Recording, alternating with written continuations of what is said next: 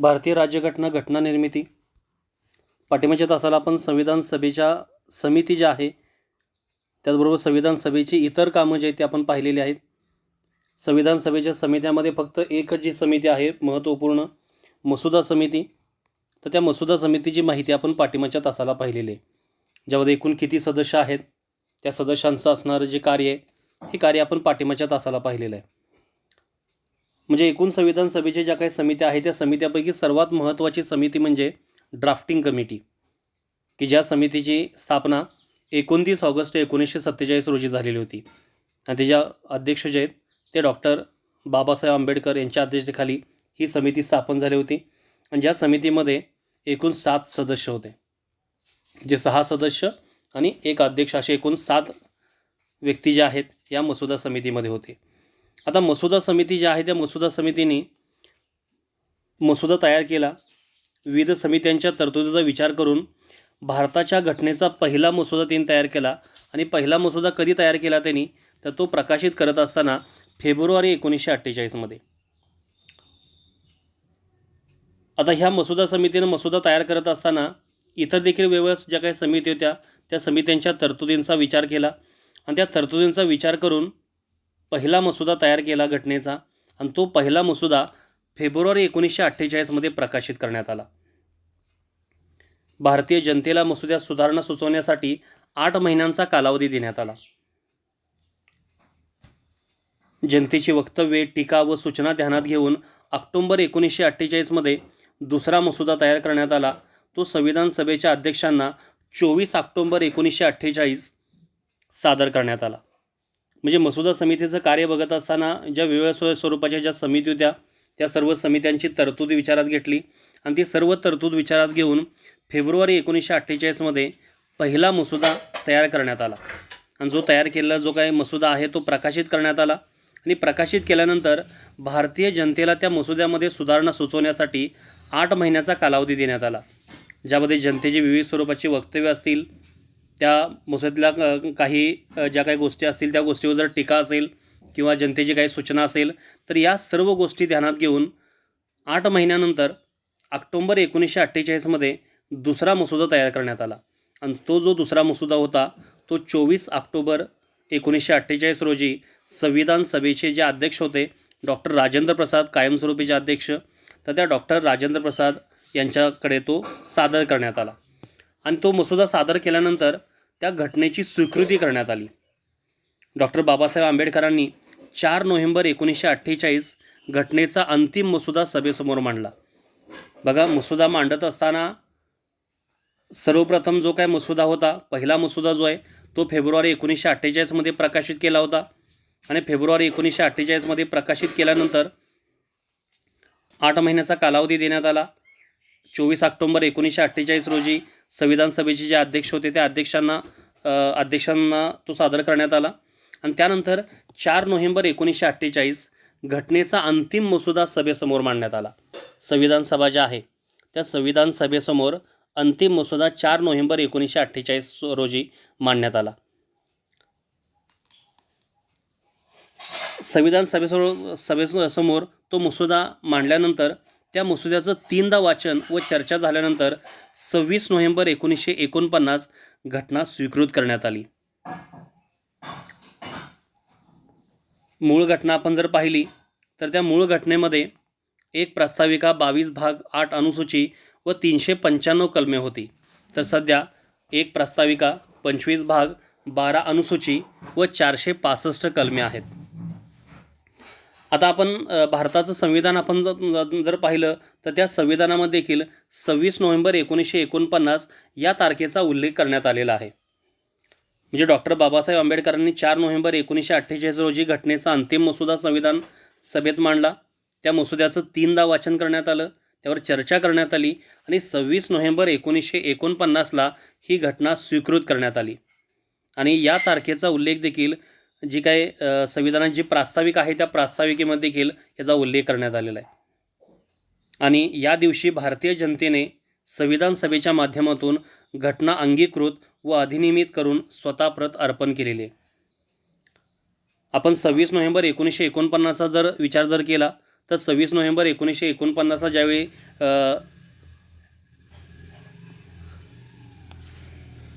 26 November 1949ला जेव्हा ती घटना स्वीकृत करण्यात आली, तर स्वीकृत करत असताना या अगोदर देखील आपण त्याचा अभ्यास केलेला आहे की मूळ घटनेमध्ये एक प्रस्ताविका, 22 भाग 8 अनुसूची व 395 कलमं होती, तर सध्या एक प्रस्ताविका, 25 भाग 12 अनुसूची व जवळपास 465 कलमे आहेत. पुढे 24 जानेवारी 1950 रोजी उपस्थित असणाऱ्या 284 सदस्यांनी घटनेवर सह्या केल्या. आता घटनेवर जे काही घटना पुस्तक होतं त्या पुस्तकावर सह्या केल्या आणि त्या घटनेच्या 3 प्रतीवर प्रत्येकाने सह्या केल्या. घटनेच्या एकूण ज्या काय प्रती होत्या ह्या किती प्रती होत्या? 3 प्रतीवर त्या सह्या करण्यात आल्या. एक प्रत होती इंग्रजीतील छापील प्रत, त्यानंतर इंग्रजीतील हस्तलिखित प्रत आणि हिंदीतील हस्तलिखित प्रत, म्हणजे अशा एकूण 3 प्रतीवर सह्या करण्यात आल्या. किती लोकांनी सह्या केल्या?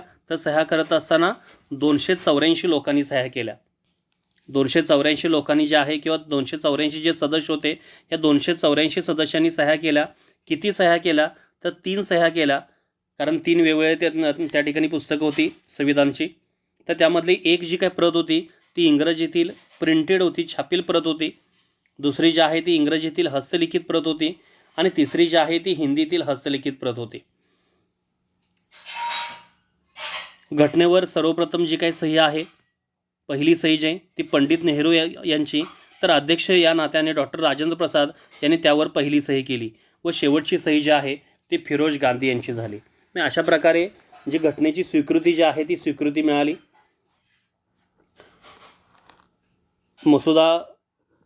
मसुद्याचा विचार करत असताना 4 नोव्हेंबर 1948ला घटनेचा अंतिम मसुदा संविधान सभेसमोर मांडण्यात आला. त्याचं 3दा वाचन झालं. 29 नोव्हेंबर 1949ला ती घटना स्वीकृत करण्यात आली आणि त्या घटनेमध्ये ह्या अगोदर आपण बघितलं की मूळ घटनेमध्ये किती कलमं होते आणि त्यामध्ये बरीच जी काही कलमं आहेत ती कलमं वाढलेली आहेत. आणि पुढं आपण 24 जानेवारी 1950चा विचार जर केला तर त्या दिवशी 284 सदस्य होते. त्या 284 सदस्यांनी घटनेवर सह्या केल्या. 3 प्रतीवर सह्या केला, इंग्रजीतील छापील प्रत, इंग्रजीतील हस्तलिखित प्रत आणि हिंदीतील हस्तलिखित प्रत. आणि घटनेवर पहिली जी काही सही ती पंडित जवाहरलाल नेहरू यांनी केली, तर अध्यक्ष या नात्याने डॉक्टर राजेंद्र प्रसाद यांनी त्यावर पहिली सही केली व शेवटची सही फिरोज गांधी यांची झाली. या दिवसाच्या बैठकीचा शेवट श्रीमती पौर्णिमा बॅनर्जी यांनी इतर सदस्यांच्या समवेत गायलेल्या जनगण मन या राष्ट्रगीताने, तर पंडित लक्ष्मीकांत मैत्र यांनी इतर सदस्याच्या समवेत गायलेल्या वंदे मातरम या राष्ट्रगानाने झाला. म्हणजे आपण ह्या अगोदर बघितलं की संविधान सभेची जी काही कामं आहेत तर त्यातलं हे सर्वात महत्त्वाचं काम आहे की राष्ट्रगीत आणि राष्ट्रगान हे स्वीकृत केलेलं होतं.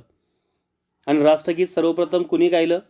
तर श्रीमती पौर्णिमा बॅनर्जी यांनी गायलं इतर सदस्यांच्या समवेत. आणि राष्ट्रगान जे आहे वंदे मातरम ते पंडित लक्ष्मीकांत मैत्र यांनी त्या ठिकाणी इतर जे काही सदस्य होते ते इतर सदस्याच्या समवेत वंदे मातरम या राष्ट्रगानाने या दिवसाचा किंवा ही जी काही शेवटची जी काही बैठक आहे या बैठकीचा शेवट केला. त्यानंतर घटनेचा प्रत्यक्षात अंमल.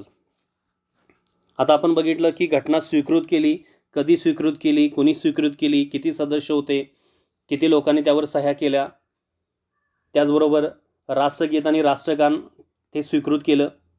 आता आपल्याला बघायचं आहे की घटनेचा अंमल, प्रत्यक्षामध्ये घटनेचा अंमल जो आहे हा 26 जानेवारी 1950 पासून सुरू झाला. घटनेची स्वीकृती आपण जर बघितलं तर 26 नोव्हेंबर 1949 ही तारीख आपल्याला माहिती आहे की जी प्रास्ताविकेमध्ये देखील आहे 26 नोव्हेंबर 1949. पण प्रत्यक्षामध्ये आपण जे काही घटनेचा अंमल जो आहे हा घटनेचा अंमल कधीपासून केला तर 26 जानेवारी 1950 पासून या घटनेचा अंमल सुरू केला. आता 26 नोव्हेंबर आणि 26 जानेवारी ह्यामधला जो जर कालखंड आपण जर बघितला 26 नोव्हेंबरपासूनच का अंमल केला नाही? कारण 26 जानेवारी हा जो काही दिवस आहे हा दिवस निवडण्याचं कारण काय होतं? तर हा दिवस निवडण्याचं सर्वात महत्त्वाचं कारण म्हणजे डिसेंबर 1929च्या काँग्रेसच्या लाहोर अधिवेशनातील पूर्ण स्वराज्य ठरावानुसार 26 जानेवारी 1930 हा दिवस भारताचा प्रथम स्वातंत्र्य दिन म्हणून साजरा करण्यात आला होता. मग या अगोदरचा भाग आपण जर पाहिला तर 1929चं जे काही अधिवेशन होतं लाहोर अधिवेशन, आणि या लाहोर अधिवेशनामध्ये पूर्ण स्वराज्य ठरावानुसार 26 जानेवारी 1930 हा प्रथम स्वातंत्र्य दिन म्हणून साजरा करण्यात आला. आला होता. त्यामुळं 26 जानेवारी ही जी काही तारीख आहे ही तारीख त्यामध्ये घेण्यात आली. 26 जानेवारी 1950 पासून अंमल करण्यात आला, कारण या अगोदरची पार्श्वभूमी त्याला होती 1929चं लाहोरचं अधिवेशन. 26 जानेवारी 1950 हा दिवस घटनेच्या प्रारंभाचा दिन म्हणून ओळखण्यात येतो. प्रारंभाचा दिन असेल किंवा गणराज्य दिन असेल किंवा प्रजासत्ताक दिन असेल, या नावानं आपण 26 जानेवारी हा जो काही दिन आहे हा दिन साजरा करत असतो. आता 26 जानेवारी 1950चा विचार केला किंवा 26 नोव्हेंबर 1949चा विचार केला तर काही कलमं अशी होती की जी 26 नोव्हेंबर 1949 पासूनच त्याचा अंमल जो आहे तो अंमल सुरू झालेला होता. घटनेच्या कलम 394 नुसार घटनेतील 16 कलमांचा अंमल 26 नोव्हेंबर 1949 रोजी सुरू झाला होता. जरी आपण घटनेचा अंमल जो आहे की किंवा प्रत्यक्षात घटनेचा स्वीकार जो आहे तो 26 नोव्हेंबर 1949ला केला, परंतु त्याची जी काही सुरुवात आहे ती सुरुवात 26 जानेवारी 1950ला केली. पण काही कलमं अशा आहेत की जी कलमं आपण 26 नोव्हेंबरपासूनच सुरू केलेली होती. अशी एकूण किती कलमं आहेत तर अशी एकूण 16 कलमं आहेत, जी 16 कलमं 26 नोव्हेंबर 1949 रोजी सुरू झाली होती. ती कोणकोणती कलमं आहेत तर त्यामध्ये आपण कलम क्रमांक फक्त इथं बघू, पुढं आपल्याला त्याचा अभ्यास करायचा आहे. तर त्यामध्ये आपण बघत असताना कलम क्रमांक 5, कलम क्रमांक 6, कलम क्रमांक 7, कलम क्रमांक 8, कलम क्रमांक 9, कलम क्रमांक 60, कलम 324, कलम 366, कलम 372, कलम 379, कलम 380, कलम 388, कलम 391, कलम 392 आणि कलम 393. म्हणजे आपण विचार करत असताना ही 16 कलमं जी आहेत ही 16 कलमं कधीपासून आपण अंमलात आणलेली होती तर 26 नोव्हेंबर 1949 पासून. आणि बाकी जी काही सर्व जी काही कलमं होती 395 पैकी राहिलेली कलमं जी आहेत ही सर्व कलमं आपण 26 जानेवारी 1950 पासून अंमलात आणली. पण ही जी काही 16 कलमं आहेत, कलम क्रमांक 5, कलम क्रमांक 6, कलम 7, 8, 9, त्यानंतर 60, 324, 366, 367, 372, 379, 380, 388, 391, 392 आणि 393 या कलमातील नागरिकत्व, निवडणुका, तात्पुरती संसद, तात्पुरत्या तरतुदी आणि लघु शीर्षक याबद्दलच्या ज्या काही तरतुदी आहेत या तरतुदीचा अंमल कधीपासून सुरू झाला तर हा अंमल जो आहे हा सुरू झाला 26 नोव्हेंबर 1949 पासून. प्रत्यक्षात अंमल आपण करत असताना 26 जानेवारी 1950 पासून करतोय, पण ही 16 कलमं जी आहेत ही व्यवस्थित लक्षात ठेवा. आणि ह्या कलमांचा जो काय अंमल आहे हा अंमल कधीपासून सुरू झाला तर 26 नोव्हेंबर 1949. आता संविधानाच्या बाबतीमध्ये आपण जर बाकीची जर काही माहिती आपण आपल्याला जर पाहायची असेल तर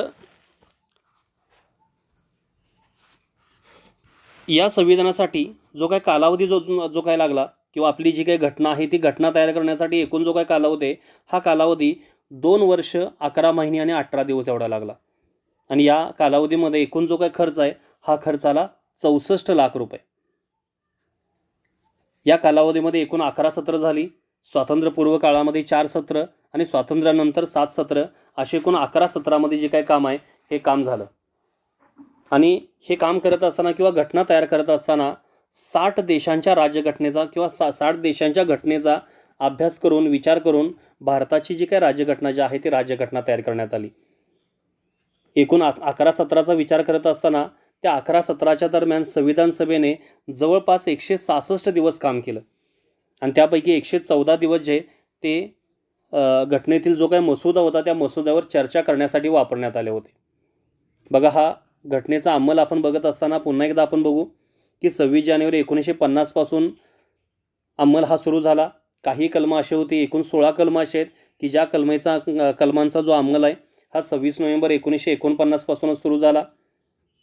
26 जानेवारी ही जी काही तारीख आहे ही निवडण्याचं कारण म्हणजे 1929चं काँग्रेसचं लाहोर अधिवेशन आणि त्या लाहोर अधिवेशनामध्ये पूर्ण स्वराज्याच्या ठरावानुसार 26 जानेवारी 1930 हा प्रथम स्वातंत्र्य दिन म्हणून साजरा करण्यात आला होता.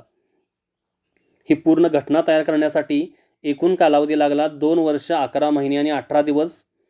यासाठी एकूण खर्च आला 64 लाख रुपये. 11 सत्र झाली आणि त्या 11 सत्रापैकी 4 सत्र अशी होती की जी स्वातंत्र्यपूर्व होती आणि 7 सत्र अशी होती की जी स्वातंत्र्यानंतर होती. आणि या 11 सत्रामध्ये एकूण 166 दिवस कामकाज चाललं आणि ते 166 दिवसापैकी 114 दिवस जे आहेत ते घटनेतील मसुद्यावर चर्चा करण्यात आली आणि एकूण 60 देशांच्या घटनेचा विचार करून अभ्यास करून ही जी काही भारतात जी काही घटना आहे ती घटना तयार करण्यात आली. आणि 24 जानेवारी 1950 शेवटची बैठक झाली होती. त्या दिवशी आपण ह्या अगोदर देखील बघितले की 284 सदस्यांच्या 3 प्रतीवर सह्या झालेल्या होत्या. त्या पद्धतीनं आपण घटनेचा अंमल बघितला. आता जी काही आपली जी घटना आहे भारताची राज्यघटना जी आहेत त्या राज्यघटनेचं जो काही जी पुस्तक आहे किंवा जे हस्तलिखित असेल प्रिंट असेल तर या बाबतीमध्ये आपण थोडीशी माहिती बघूया. संविधान जी काही पुस्तिका आहे त्या संविधान पुस्तिकेच्या बाबतीमध्ये माहिती आपण पाहू. हस्तलिखित लिखाणाचं काम कोणी केलेलं होतं तर हे लिखाणाचं काम केलं होतं प्रेम बिहारी नारायण रायजादा जे आहे सक्सेना यांनी काम केलं होतं. 24 जानेवारी 1950 रोजी संविधान सभेच्या उपस्थित सदस्यांनी घटनेच्या 3 प्रत्यावर सह्या केल्या. त्यापैकी 2 प्रती इंग्रजी व हिंदी भाषेतील हस्तलिखित होत्या. या सुंदर हस्ताक्षरात लिहिलेल्या घटनेच्या लिखाणाचे कार्य जवाहरलाल नेहरूंनी कुणावर सोपवलेलं होतं तर ते सोपवलं होतं प्रेम बिहारी नारायण रायजादा सक्सेना यांच्यावर. हस्तलिखिताचं काम सोपवण्याचं काम कोणी केलेलं होतं तर पंडित जवाहरलाल नेहरू यांनी केलेलं होतं. आणि कुणाला सोपवलेलं होतं हस्तलिखिताचं? एकूण 2 प्रती हस्तलिखिताच्या होत्या. एक इंग्रजीची प्रत हस्तलिखिताची आणि एक हिंदीची प्रत आणि जी तिसरी प्रत होती ही छापील प्रत होती. तेव्हा ह्या ज्या 2 प्रती आहेत ह्या 2 प्रती लिखाणाचं काम कोणी केलं तर प्रेम बिहारी नारायण रायजादा सक्सेना यांनी केलं. घटनेचे हे मूळ हस्तलिखित 16x22 इंच आकाराच्या कागदावर लिहिण्यात आले असून त्यामध्ये 251 पाने आहेत व त्याचे एकूण वजन 3.75 किलोग्राम इतके आहे.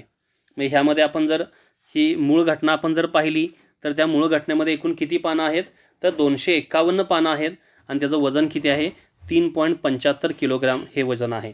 आणि ह्या हस्तलिखनासाठी जवळपास 6 महिन्यांचा कालावधी लागला.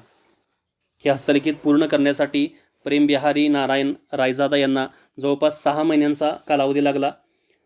या हस्तलिखिताचा महत्त्वाचा भाग आपण जर पाहिला हिंदीची प्रत असेल किंवा इंग्रजी प्रत असेल प्रत्येक पानाची चित्ररूप सजावट करण्याचं कार्य शांतिनिकेतनच्या नंदलाल बोस यांना देण्यात आलं होतं. म्हणजे जे प्रत्येक जे काय पान आहे तर त्या पानाची सजावट करण्याचं जे काय काम आहे हे काम कोणाला देण्यात आलेलं होतं तर नंदलाल बोस यांना देण्यात आलेलं होतं. नंदलाल बोस हे शांतिनिकेतनमध्ये काम करत होते. नंदलाल बोस व त्यांच्या विद्यार्थ्यांनी प्रत्येक पानाच्या बॉर्डरची डिझाईन व त्यामध्ये सुंदर कलात्मक आकृत्या किंवा चित्रे काढण्याचे काम केले. त्यांनी घटनेच्या प्रत्येक भागाच्या सुरुवातीला देवदेवता आणि प्रसिद्ध ऐतिहासिक व्यक्तींची चित्रे काढली. उदाहरणार्थ विजय होऊन परतणारे भगवान राम, लक्ष्मण व सीता, गौतम बुद्ध, वर्धमान महावीर, गुरु गोविंद सिंग, सम्राट अकबर, शिवाजी महाराज, राणी लक्ष्मीबाई, टिपू सुलतान, महात्मा गांधी, सुभाषचंद्र बोस.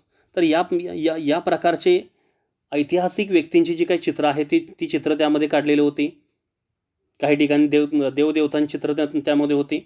म्हणजे एक चांगल्या स्वरूपाचा जो काय आराखडा आहे बॉर्डरची डिझाईन असेल किंवा कलात्मकता जी आहे ही कलात्मकता दाखवण्याचं जे काय काम आहे हे काम कोणी केलेलं होतं तर नंदलाल बोस यांनी आणि त्यांच्या विद्यार्थ्यांनी केलं होतं. नंदलाल बोस यांच्या विद्यार्थ्यापैकी एक जे प्रमुख होते त्यांचं नाव होतं व्यवहार राम मनोहर सिन्हा. व्यवहार राम मनोहर सिन्हा यांनी देखील अनेक पानावरील चित्राबरोबर घटनेची प्रास्ताविका आपल्या हाताने लिहून त्या पानाची संपूर्ण सजावट केली. म्हणजे हस्तलिखिताची जी काही प्रास्ताविका आहे हे प्रास्ताविका कुणी लिहित असताना व्यवहार राम मनोहर सिन्हा यांनी लिहिलेले. आणि अनेक पानावर चित्राबरोबर घटनेची प्रास्ताविका आपल्या हाताने लिहून त्या पानाची संपूर्ण सजावट केली. आणि प्रास्ताविकेचं हे जे काय पान आहे जे व्यवहार राम मनोहर सिन्हा यांनी लिहिलं होतं हे एक मास्टरपीस म्हणून ओळखलं जातं. आणि सध्या ही जी काय मूळ हस्तलिखित जी घटना आहे ती संसदेच्या लायब्ररीमध्ये हेलियमने भरलेल्या काचेच्या डब्यात ठेवलेली आहे. इथं आपण खाली थोडीशी आकृती पण दिलेली वा हा डबा आहे आणि यामध्ये हेलियमनं भरलेल्या काचेच्या डब्यामध्ये ही जी मूळ प्रत आहे संसदेच्या लायब्ररीमध्ये ठेवलेली आहे. तर अशा प्रकारे हे लक्षात घ्या की संविधानाच्या बाबतीमध्ये काही माहिती जी आहे हस्तलिखाणाचं जे काय काम आहे ते काम करताना जवाहरलाल नेहरू यांनी प्रेम बिहारी नारायण रायजादा यांना दिलेलं होतं. आणि ही हस्तलिखित पूर्ण करण्यासाठी जवळपास 6 महिन्यांचा कालावधी लागला होता, ज्यामध्ये एकूण 251 पानं होती आणि त्याचं वजन 3.75 किलोग्रॅम एवढं होतं. प्रेम बिहारी नारायण रायजा यांच्याबरोबरच शांतिनिकेतनमध्ये काम करणारे नंदलाल बोस यांनी देखील त्यामध्ये पानाची चित्ररूप सजावट केली होती. त्यांनी त्यांच्या विद्यार्थ्यांनी सुंदर कलात्मकता, पानाची डिझाईन, बॉर्डर या प्रत्येक गोष्टी छान पद्धतीने करण्याचं जे काही काम आहे ते काम त्यांनी केलेलं होतं. ऐतिहासिक व्यक्तींनी देखील चित्र त्यामध्ये काढलेली होती. आणि त्यांचे जे काही विद्यार्थी होते नंदलाल बोस यांच्या विद्यार्थ्यामध्ये जे प्रमुख होते ते होते व्यवहार राम मनोहर सिन्हा. यांनी प्रस्ताविका लिहिली आणि प्रस्ताविकेची सजावट केली. आणि ते प्रस्ताविकेचं जे काही पान आहे हे पान मास्टरपीस म्हणून ओळखलं जातं. आणि सध्या आपण जर बघितली ही जी काही मूळ प्रत जी आहे ही संसदेच्या लायब्ररीमध्ये हेलियमने भरलेल्या काचेच्या डब्यात ठेवण्यात आलेली आहे. अशा प्रकारे ही हस्तलिखिता पूर्ण करण्यात आली. आता ह्या अगोदर आपण बघत असून संविधान सभेच्या ज्या काही समित्या आहेत त्या समित्या आपण पाहिलेल्या आहेत. त्यामध्ये एकच समिती आपण पाहिलेली आहे, मसुदा समिती. इतर ज्या काही समित्या आहेत आणि त्यांचे प्रमुख जे ते प्रमुख आपण थोडक्यात अभ्यासणार आहोत. संविधान सभेच्या समित्या व प्रमुख डॉक्टर बाबासाहेब आंबेडकर अध्यक्ष आणि सदस्य असणाऱ्या ज्या काही समित्या आहेत त्या समित्या आपण पाहू. सगळ्यात महत्त्वाची समिती ती होती मसुदा समिती. मसुदा समितीचे अध्यक्ष होते, सल्लागार समितीचे सदस्य होते, मूलभूत हक्क उपसमितीचे सदस्य होते, अल्पसंख्याक उपसमितीचे सदस्य होते आणि संघराज्य घटना समितीचे सुद्धा ते सदस्य होते. म्हणजे सगळ्यात महत्त्वाची जी ड्राफ्टिंग कमिटी होती त्या ड्राफ्टिंग कमिटीचे अध्यक्ष, सल्लागार समितीचे सदस्य, मूलभूत हक्क उपसमितीचे सदस्य, अल्पसंख्याक उपसमितीचे सदस्य, संघराज्य घटना समितीचे सदस्य होते. त्यानंतर डॉक्टर राजेंद्र प्रसाद संविधान सभेचे अध्यक्ष, ते देखील अनेक समित्यावर कार्य करत होते. कार्यपद्धती नियमन समितीचे अध्यक्ष, सुकानी समितीचे अध्यक्ष, स्टाफ व वित्त समितीचे अध्यक्ष आणि ध्वज समितीचे अध्यक्ष. म्हणजे असे एकूण 4 समितीवर ते काम करत होते. कार्यपद्धती नियम समिती, सुकाणू समिती, स्टाफ व वित्त समिती आणि ध्वज समिती या 4 समितीचे अध्यक्ष म्हणून डॉक्टर राजेंद्र प्रसाद जे आहेत हे काम करत होते. त्यानंतर त्यापुढं पंडित जवाहरलाल नेहरू 3 समितीचे अध्यक्ष होते.